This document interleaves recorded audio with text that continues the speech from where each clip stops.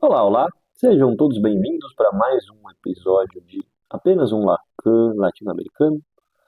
O que fazemos aqui? Que a gente tem estudado o seminário 16 do Lacan para tentar estabelecer uma teoria geral de análise lacaniana do discurso.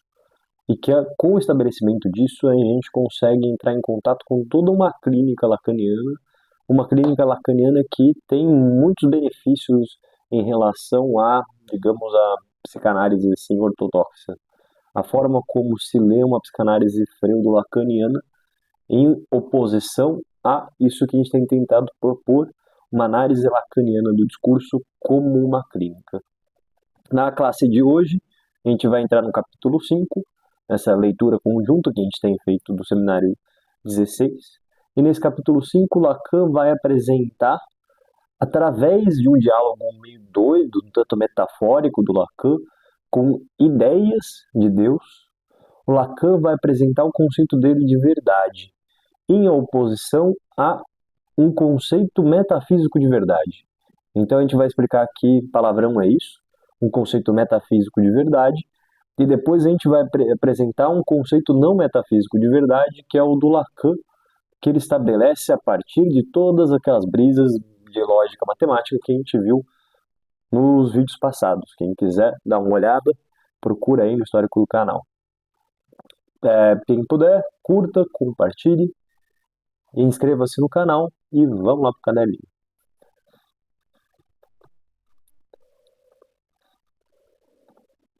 Cadê eu? Cá estou. Só um segundinho. Cá estamos. Eu sou aquilo que eu é o nome do capítulo do Lacan.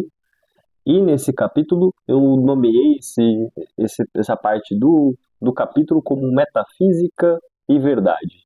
Apresentação de um conceito não metafísico de verdade.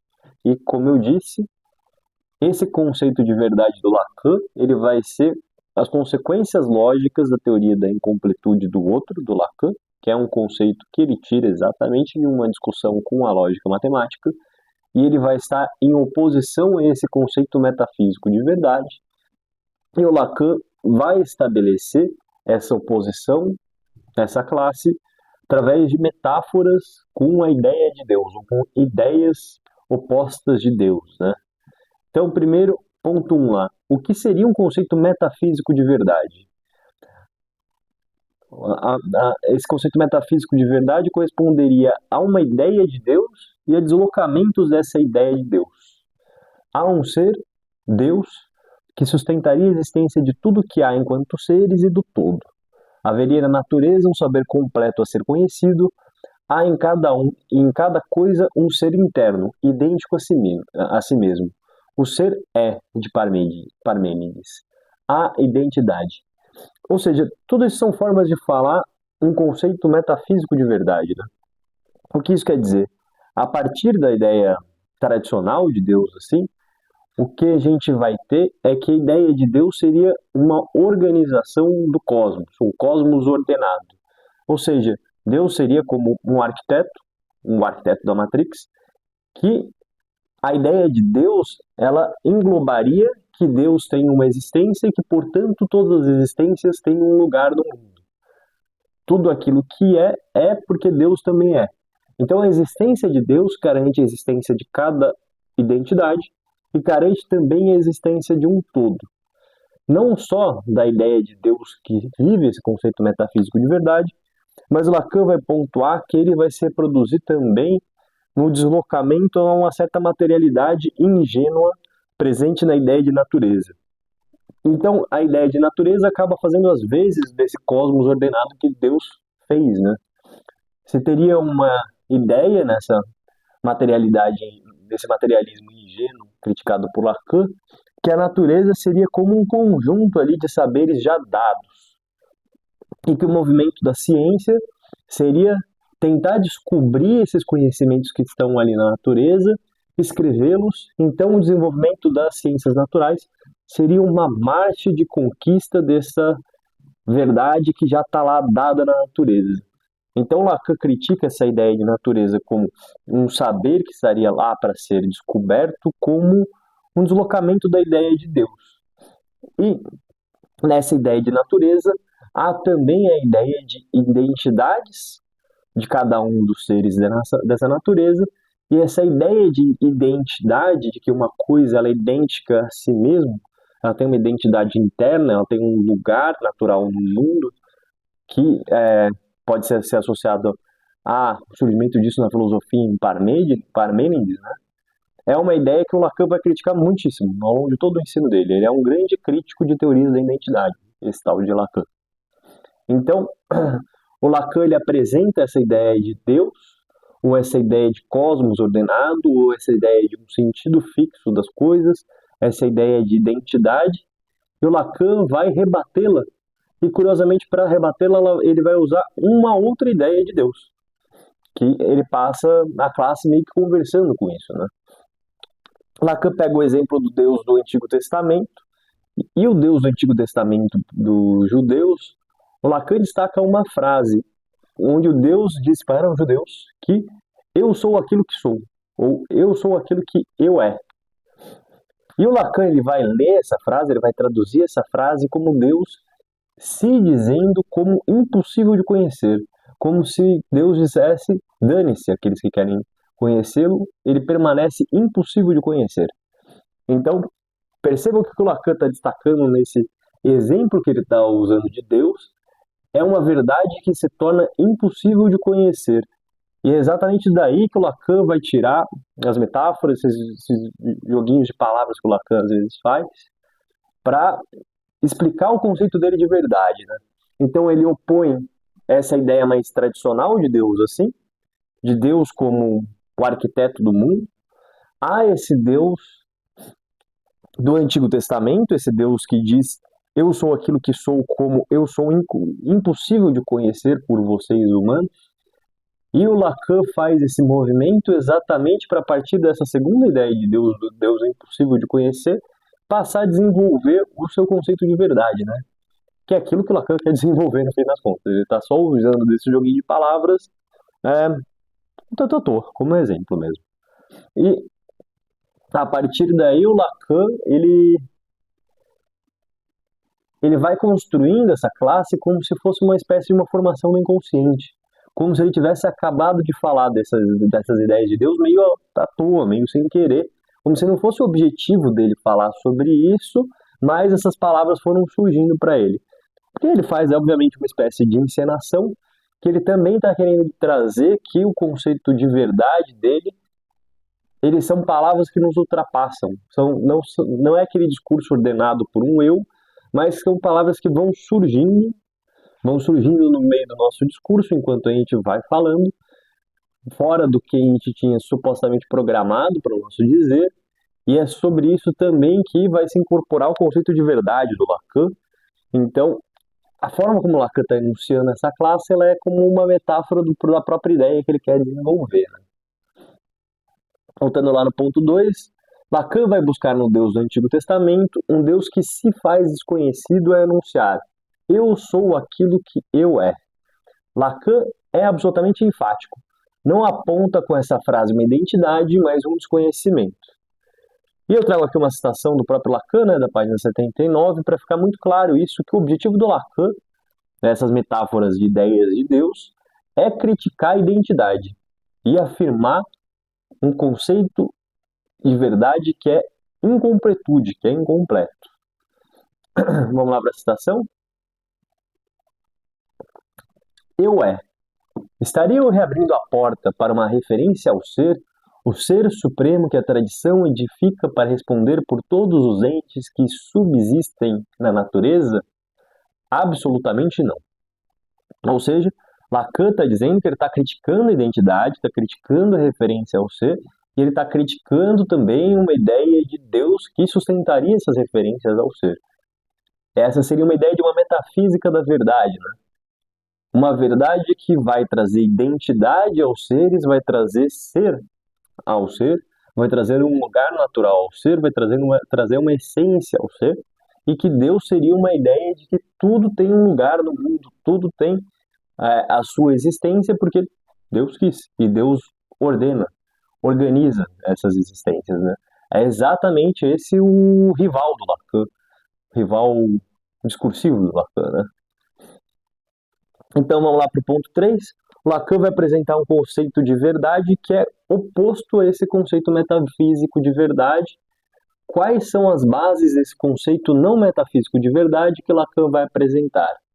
Se refere ao que construía no capítulo anterior, logicamente, sobre a incompletude do grande outro, da qual extrai. Então, são os pontos aí que o Lacan vai apresentando na classe, não muito ordenadamente, porque o Lacan nunca apresenta nada ordenadamente, mas que a gente pode extrair que compõem um conceito de verdade como incompletude do Lacan. A verdade, ali 3.1, a verdade é desconhecida.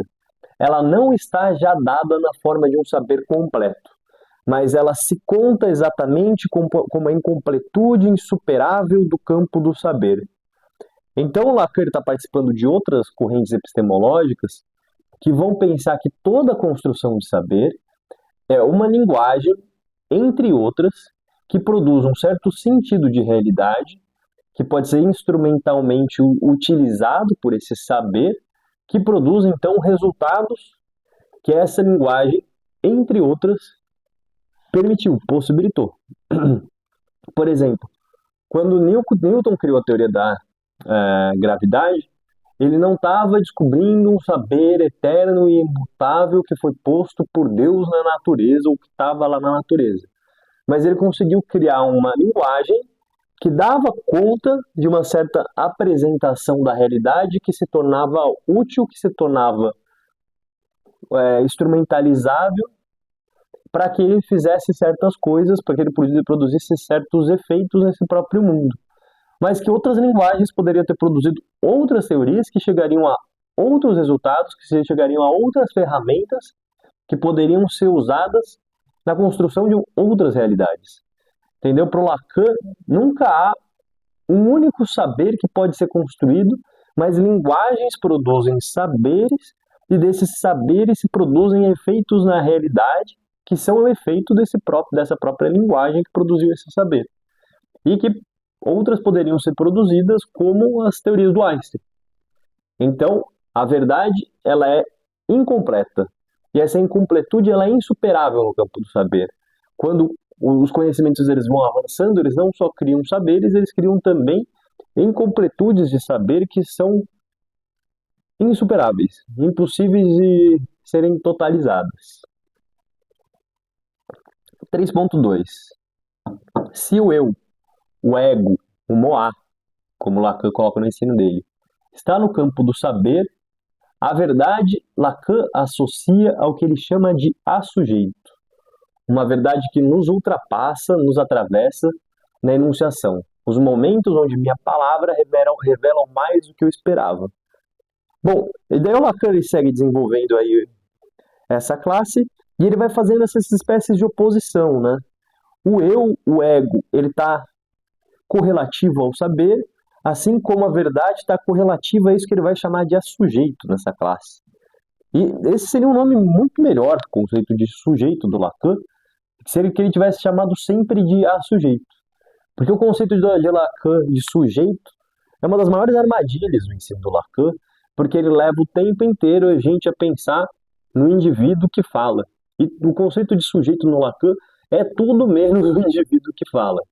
O conceito de sujeito do Lacan, que aqui ele traz essa palavra assujeito, que é mais interessante, ele é essas formações discursivas onde nosso próprio ato de fala acaba nos levando para lugares que a gente não esperava. Todo mundo que já fez uma sessão de análise já viveu essa experiência, se viveu de fato uma sessão de análise. Em sessão de análise você sai falando e você pode até pensar num certo ordenamento inicial para o seu discurso. Ah, eu quero falar sobre esse tema. Mas se você associou livremente mesmo, você não faz uma puta ideia para onde sua palavra vai te levar. E esse efeito de ser levado pela palavra, uma palavra que nos ultrapassa, que nos atravessa, é o conceito de assujeito do Lacan. Como as nossas palavras acabam falando sempre mais do que a gente queria dizer se a gente se permitir levar pelas palavras. Então, essa ideia de palavras que falam para além daquilo que eu intencionalmente queria dizer, essa ideia de se deixar levar pelas palavras e ver o que as palavras voltam e nos dizem, Essa é a ideia de verdade do Lacan, em oposição ao eu do Lacan, que é aquilo que eu sei sobre mim, aquilo que eu falo sobre mim, as representações que eu tenho sobre mim mesmo. Ponto 3.3, essa verdade do Lacan, né?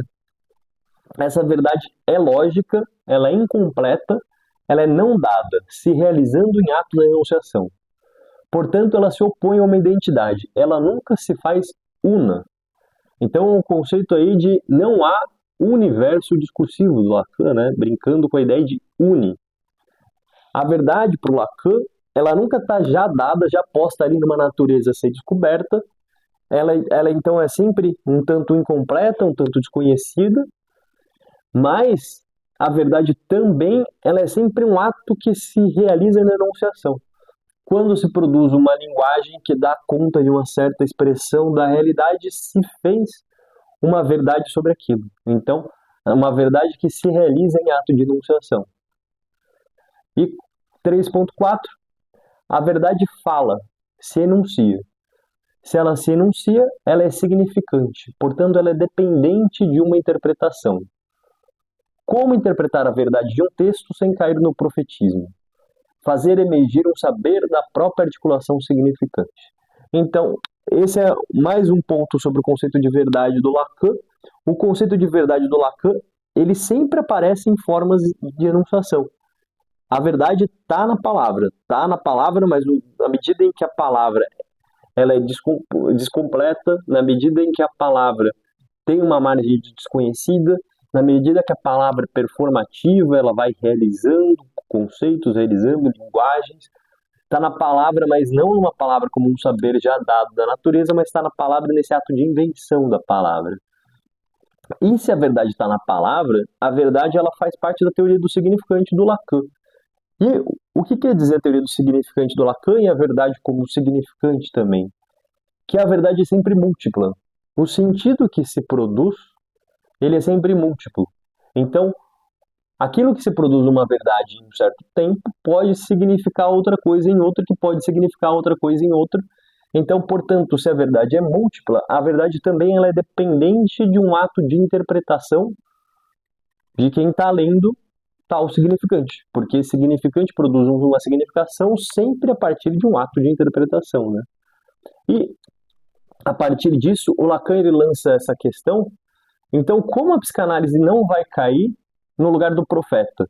O profeta, o Lacan está brincando, né, como aquele que diz a verdade da palavra do outro. E isso pode muito bem ser entendido pela gente como uma crítica ao próprio Freud. Ao próprio Freud como aquele que, em determinado momento da obra dele, ele acabou caindo no lugar de profeta, no lugar daquele que diz a verdade sobre o discurso do outro. E esse é um baita de um perigo da psicanálise, né? Porque a psicanálise está nessa instituição de poder onde o analista é aquele que diz a verdade da palavra do outro. Ele tem essa função social de poder dizer a verdade da palavra do outro. E o Lacan, ele nos adverte a não cair nisso, né, que o Lacan vai chamar de resistência do analista, e ele também faz esse diagnóstico um pouco implícito que o Freud acabou caindo nesse lugar de profeta, né? Quando e como Freud caiu nesse lugar de profeta? Isso que a gente diagnostica como um dos grandes erros da obra do Freud. O Freud cai no lugar do profeta quando, ao invés dele ter uma relação assim, um tanto negativa com aquilo que se produz em associação livre no discurso em análise, ou seja, ao invés dele produzir saberes de fora sobre aonde que vai dar a associação livre, mas se deixar também com o analisando, ser levado pela teia das palavras e entendendo o que aquelas palavras vêm nos dizer, de tal forma que elas nos ultrapassam, nos atravessam. Então, ao invés do Freud se deixar viver esse percurso que era muito mais forte no início da carreira do Freud, que inclusive foi a melhor parte da carreira do Freud, o Freud, ao longo do tempo, ele vai produzindo uma série de saberes que ele diz que são saberes como verdades do inconsciente. E daí o Freud, ele como que antecipa interpretações que dão sentido à palavra do outro ao dizer que o inconsciente ele é 1, infantil, 2, sexual, 3, reprimido, 4, edípico. São 4 ideias que o Freud vai acumulando ao longo da obra dele e que vai fazer com que o Freud cometesse esse erro de afirmar saberes sobre o inconsciente jogando conteúdo nos dizeres dos outros, ao invés de simplesmente seguir a teia discursiva das pessoas. E o Lacan, ele também produz essa contra-resposta, que uma psicanálise lacaniana, ela não deve portar saberes de fora à associação livre, ao inconsciente, mas ela deve seguir a teia discursiva das articulações que vão se produzindo no discurso do paciente e a partir da articulação significante de uma leitura que preza, sobretudo, a articulação significante desse discurso que vai se produzindo, conseguir extrair um saber que seja do texto, não um saber que seja exterior, que se coloque sobre o texto, que seria o erro do Freud, né? Bom, depois dessas definições sobre a verdade em Lacan, paralelamente, ele vai também fazendo uns certos trocadilhos aqui sobre como o discurso organiza relações sociais, né? Que é uma ideia muito participante da ideia de discurso, das teorias de análise de discurso, e ele faz essas apresentações de como o discurso organiza relações através também de um exemplo cristão, né? Ele fala que o discurso do cristianismo, ele organiza relações entre os sujeitos que se reconhecem como cristãos, né?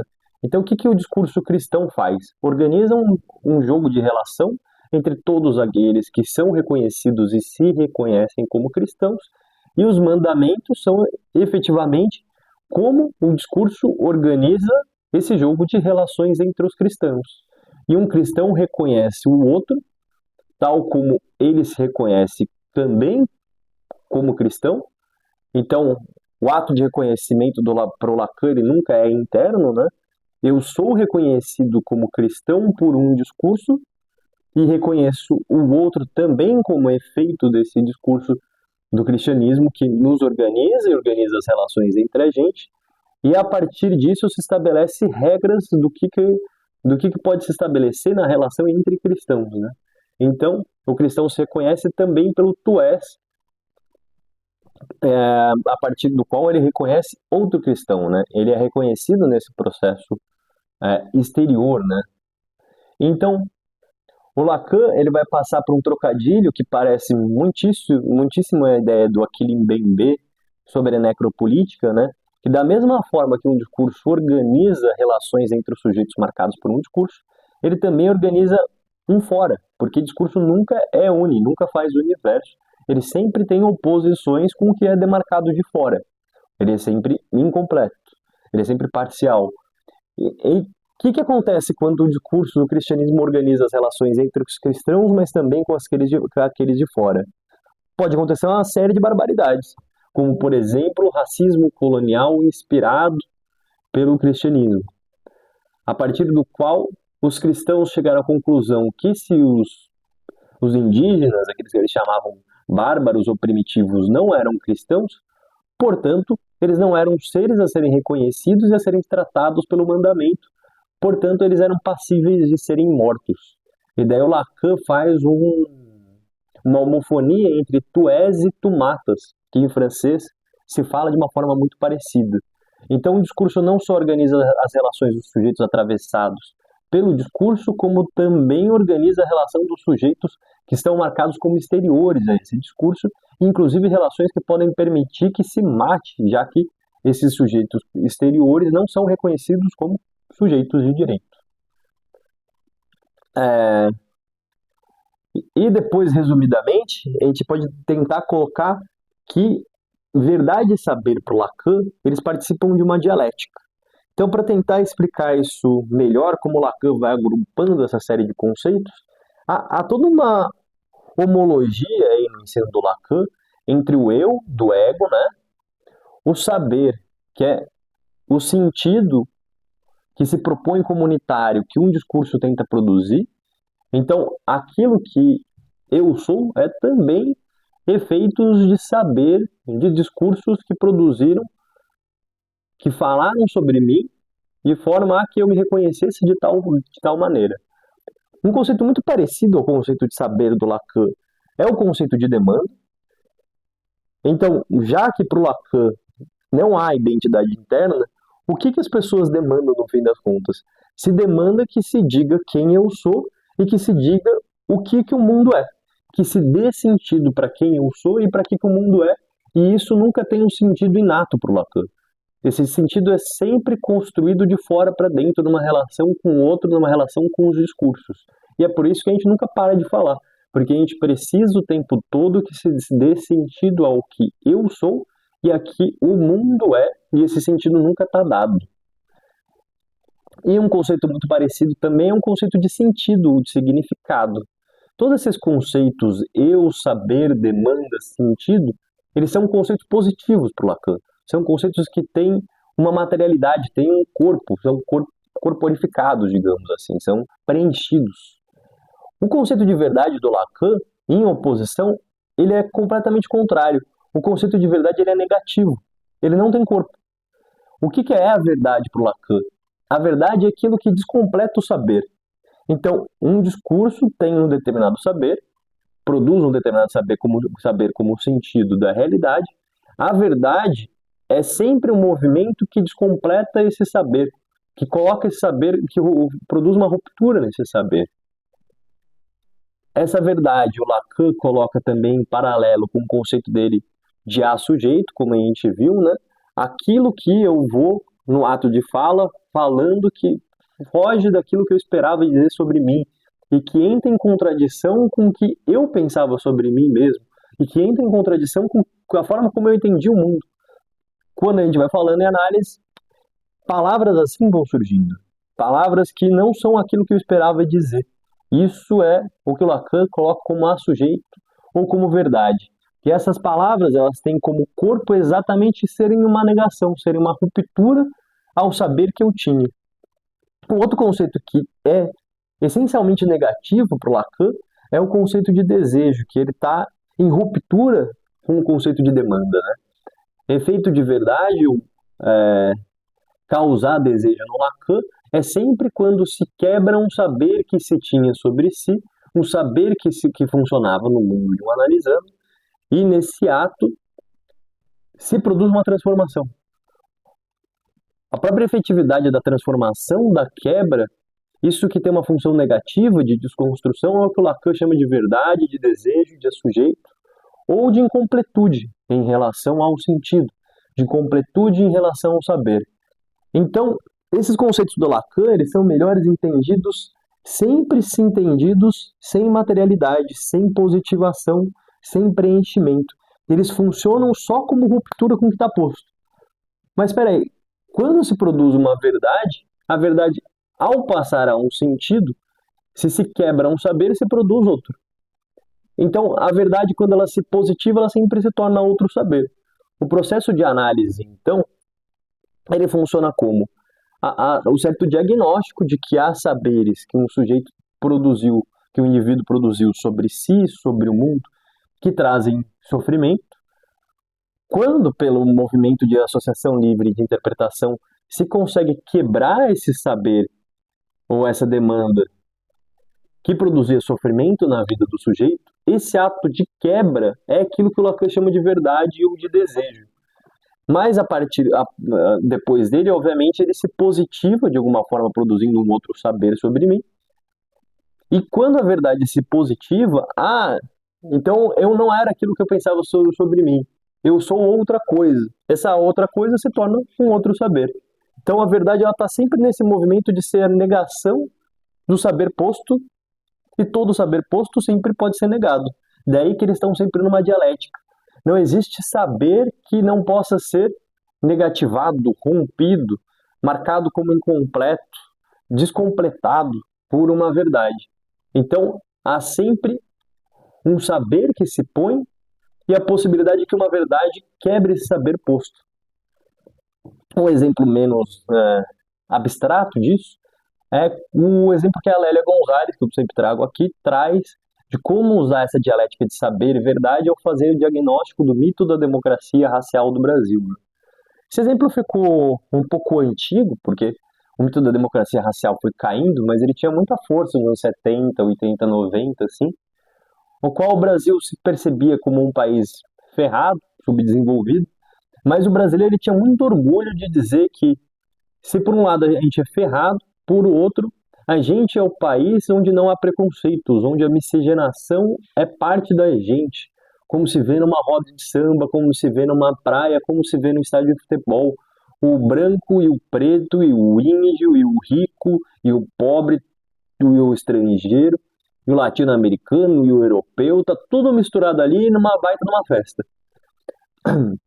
A Lélia Gonçalves faz um diagnóstico muito interessante sobre esse fenômeno social, dizendo que isso é um mito da democracia racial, ou seja, de que haveria uma democracia racial, essa ideia de uma miscigenação pacífica no Brasil, e que esse mito da democracia racial, ele não é assim aleatório, mas ele é um efeito, ele é um objetivo, ele é uma estratégia do discurso supremacista branco, que no ato desse discurso racista, ele tenta apagar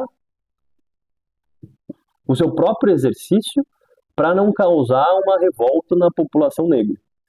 E um discurso antirracista, como uma verdade desse discurso racista ou desse discurso supremacista branco que se coloca como saber, ele portaria uma verdade desse discurso ao conseguir demarcar que isso que ele propõe é uma falácia, uma estratégia como exercício de um poder.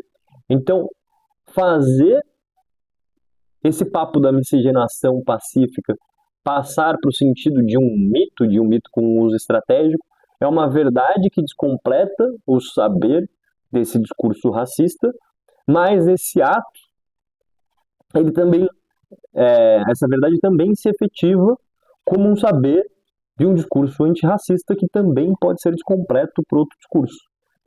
Então sempre esse jogo entre aquilo que se consegue se colocar como verdade, como saber, a realidade ela é significada por uma série de discursos que estão em competição. Em, em dada realidade, um discurso está conseguindo significar, dar um sentido ao mundo, e isso é um saber, mas esse saber que é um discurso está conseguindo dar de sentido ao mundo, ele sempre pode ser transformável, sempre pode ser negado, sempre pode ser rompido, ele sempre pode ser descompleto, por isso que o Lacan chama de verdade. E a verdade sempre fica nesse polo negativo, como uma potência negativa de descompletar, mas no movimento que ela passa a uma positivação, ela se torna outro saber, que também pode ser descompleto. E na clínica a gente faz um uso estratégico desse movimento, né? Diagnosticando qual saber faz mal ao paciente e tentando fazer esse movimento de, pela interpretação, fazer uma ruptura que faz com que aquele saber se modifique, esperando que ele se modifique para um lugar de menos sofrimento. É isso. Atravessamos aí o conceito de verdade do Lacan, entendendo a crítica que o Lacan faz pelo conceito de verdade à metafísica e o conceito que o Lacan traz de verdade em oposição a esse conceito metafísico de verdade e como isso vai dar numa dialética no ensino do Lacan entre saber e verdade. Até a próxima, um abraço e quem puder, curta, se inscreva, compartilhe. Tchau, tchau.